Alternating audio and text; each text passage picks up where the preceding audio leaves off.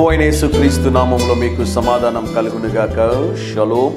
ఈ ఉదయకాల సమయంలో ప్రాముఖ్యంగా అనారోగ్యంతో ఉన్నటువంటి వారి కొరకు ప్రార్థన చేయాలని దేవుడు నా హృదయంలో ఈ తలంపును ఉంచి ఉన్నారు. మీలో కూడా ఏదో ఒక అనారోగ్య సమస్య ఉంటే ఈ ఉదయకాల సమయంలో ప్రార్థనలో ఏకీభవించండి.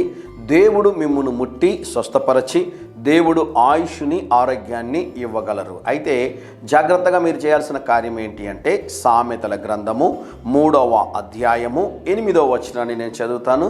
బైబిల్ ఉన్నట్లయితే దయచేసి తెరచి వాగ్దానాన్ని చూడవలసిందిగా మనవి చేస్తున్నాను.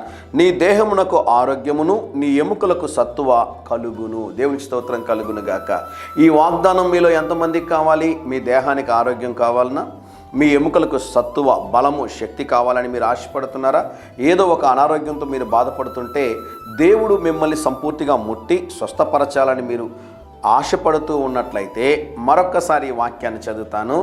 దీంట్లో ఉన్నటువంటి కీ పాయింట్ మీరు పట్టుకోగలిగితే దేవుడు మీకు ఆరోగ్యాన్ని ఇస్తాడు. ఈ 8వ వచనంలో ఏమని ఉంటుందంటే అప్పుడు అని ఉంటుంది. అంటే అప్పుడు అనగా మనకి ఆరోగ్యము కావాలి అనుకున్నట్లయితే పైన ఉన్నటువంటి దేవుడిచ్చినటువంటి నియమం ఏదైతే ఉందో, ఆజ్ఞ ఏదైతే ఉందో దాన్ని మనం పాటించినప్పుడే 8వ వచనంలో ఉన్నటువంటి ఆశీర్వాదాన్ని అనగా ఆరోగ్యాన్ని పొందుకోవడానికి మీకు అవకాశం ఉంటుంది. అయితే 7లో ఏముందో చదువుతాను, జాగ్రత్తగా గమనించండి. యెహోవా యందు భయభక్తులు కలిగి చెడుతనము విడిచిపెట్టుము. యెహోవా యందు భయభక్తులు కలిగి చెడుతనము విడిచిపెట్టుము, అప్పుడు నీకు ఆరోగ్యం కలుగుతుంది. దేవునికి స్తోత్రం కలుగును గాక.